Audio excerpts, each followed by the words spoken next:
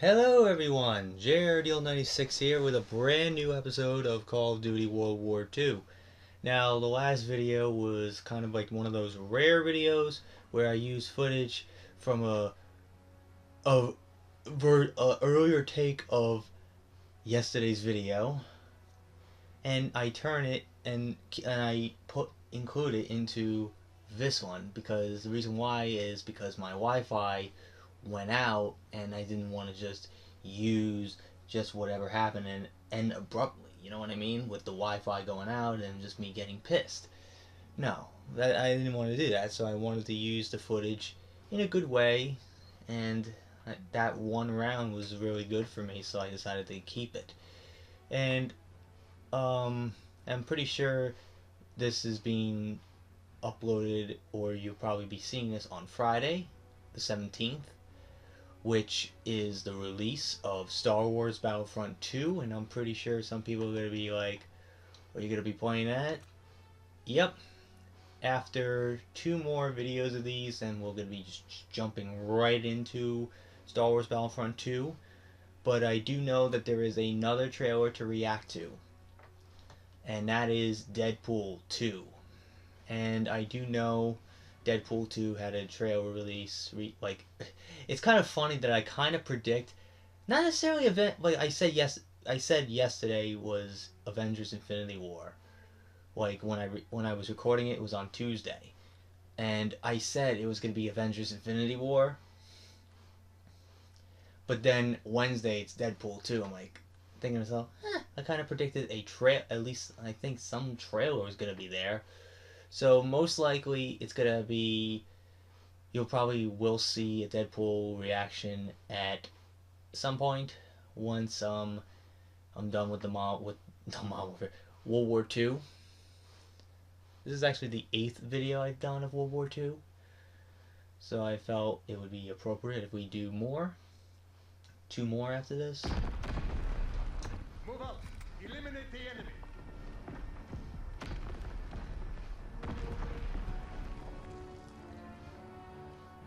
3, 2, 1, 0. Let's go.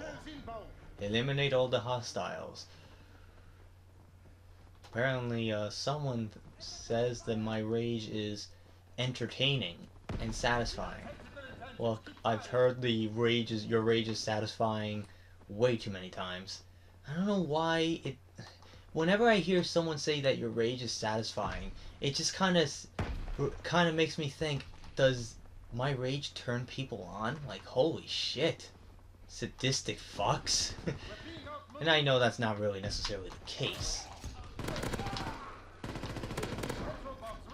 Well, that was a quick 1, 2, 3. Most likely it's going to be a highlight. It's going to probably be a highlight of today.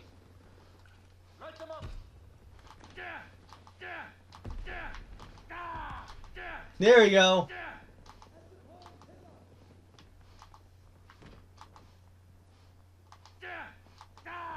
Nah!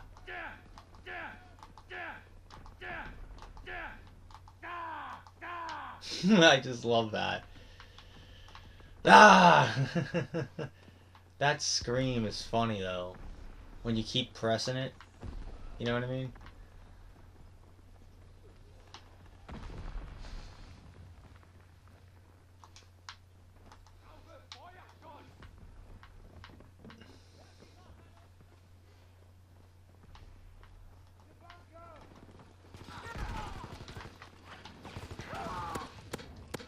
It's getting somebody. Most likely nobody, because they pretty much avoided it. But I threw in their direction, and yep, see, assist. Typical bullshit.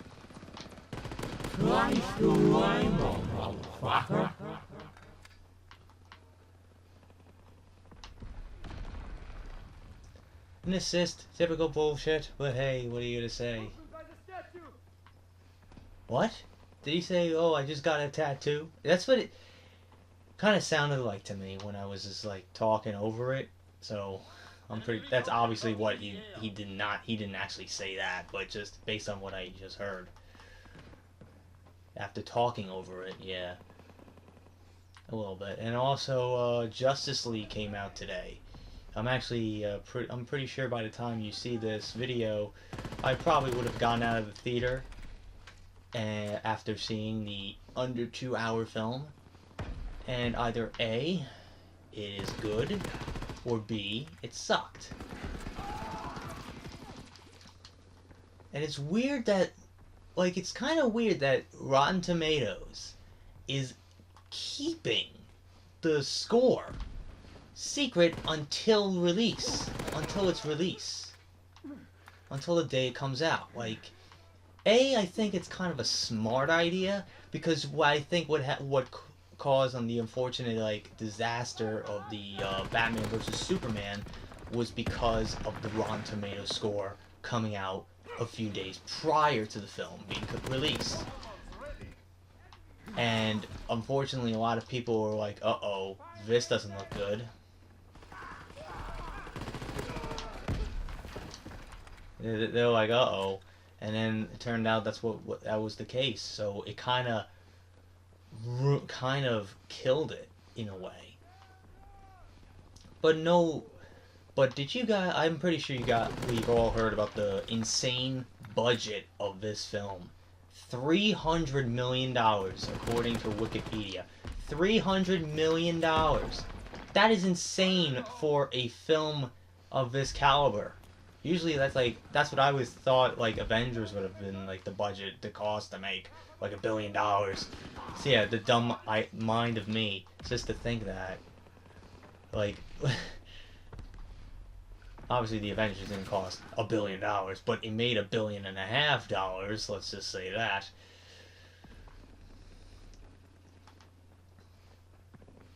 But that's insane for a budget for a film like that, Justice League. This is like, I think, DC's like final, I guess, chance. This is, I think, the make it or break it moment for DC films, right? DC right now, for Warner Brothers. If this film does well, critically and financially, if it does well, then the DCEU is in a good way. But if this film turns out to be a disaster, DC and Warner Brothers, I don't know what's gonna happen. What is gonna happen after that? I pressed the trigger button and it didn't let me throw for some reason. It's either make it break it for DC, because it's either A, it succeeds, or B, it just crashes and burns like fucking Green Lantern.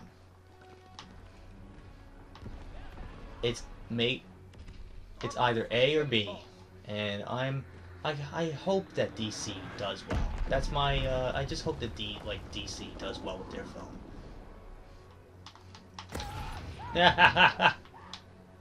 Just a point blank range, a point blank shot. That was a point blank Molotov kill right there.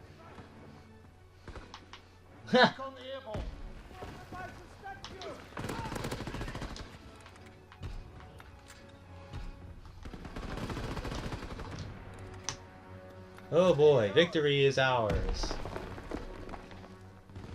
Yay, it's me. I knew it. I knew right away it was a fucking like heroic service moment because of the quick triple chain that I got right there. Hell yeah. Nailed it. I nailed that one.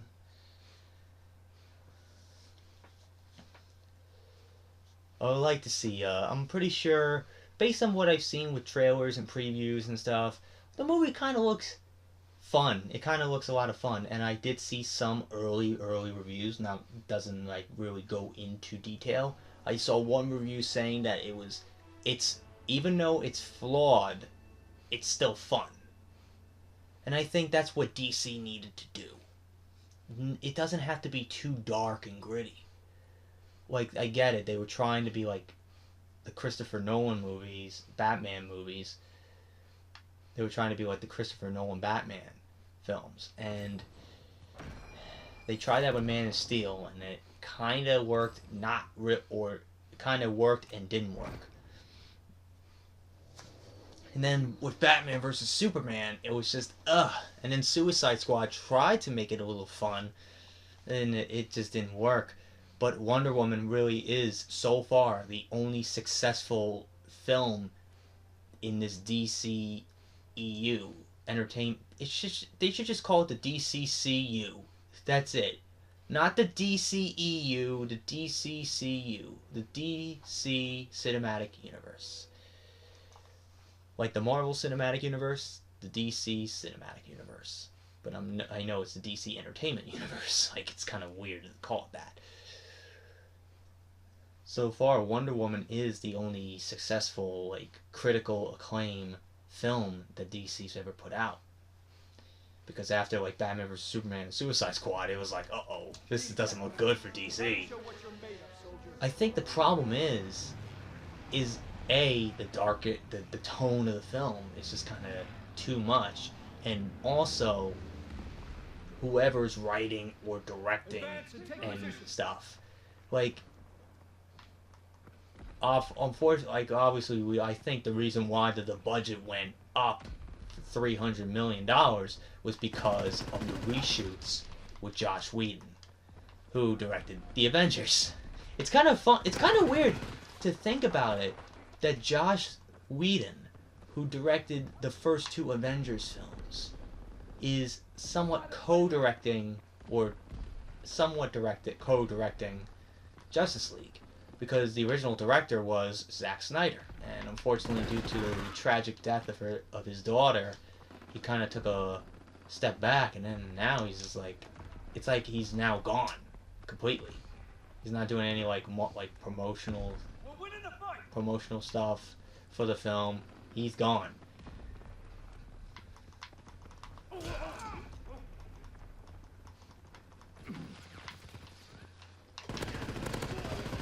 Got him too, at least. At least I got somebody, you know what I mean?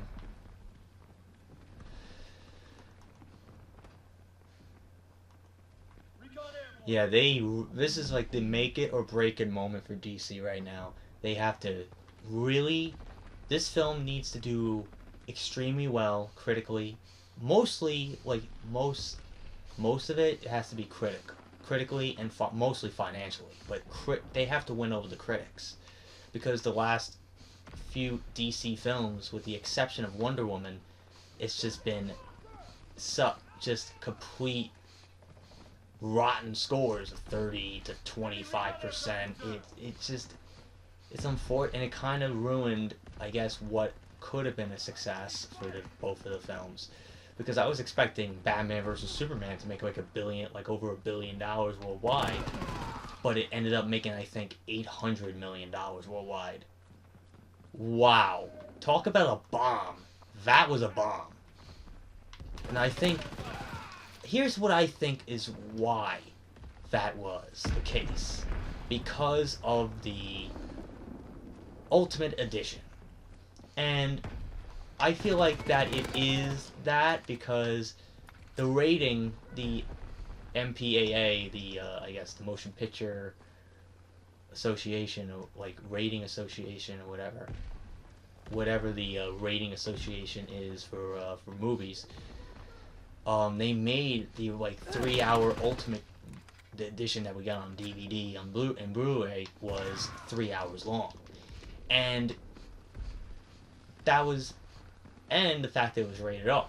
And I remember watching this little, I guess, like a documentary someone made on YouTube about PG-13, and the fact that movies that would typically be rated R would get a PG-13 rating because if your film's rated R, you would not get like a lot of promotional stuff on TV, because apparently they don't want a lot of R-rated movies to be promoted in regular programming, which is kind of weird.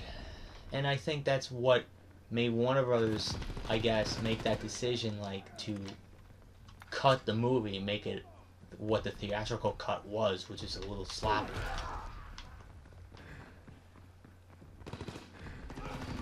It was unfortunately a little, like, sloppy, like all over the place. I don't want to say all over the place, but it was just kind of like weird.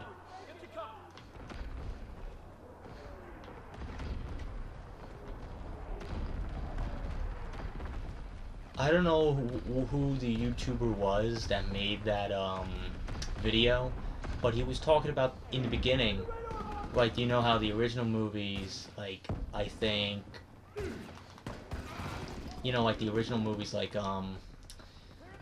he said one of them was Poltergeist, and then he showed that scene in the Poltergeist where this woman is like looking in the mirror and ripping her flesh off her face and stuff. That was a PG movie. That was rated PG. Jaws, rated PG. Like, it's so funny. Back in the day, the like only two ratings that the rating system had was rated PG and rated R, and I think also rated G. I think also, but I think it was mostly PG or R. And the one that I guess everybody had enough was, unfortunately, Indiana Jones and the Temple of Doom, which, unfortunately, you know what happened in that movie. You have literally a guy ripping a heart out of somebody's chest in that movie. Kaliman, Kaliman. You had that guy ripping the guy's heart out. Rated PG for all the kiddies. Like, it's funny that they just... It's kind of funny. And then I guess parents are like, what the fuck? It's supposed to be PG. And you have a guy who fucking literally ripping a heart out of somebody's chest? Like, we can't stand for it. Poltergeist, another one. Oh my god, you have a girl fucking ripping her flesh off her face? What the fuck is wrong with you people? What the fuck is wrong with you, Hollywood? And then, unfortunately, we all know what happened. Steven Spielberg, I think, was the one who came up with the idea of PG-13. And, unfortunately, over the years, it would lead to movies. It's now become more movie where most films that would typically be rated R would, like, out of nowhere get a rated PG-13 rating. Because of, like, once again, marketing.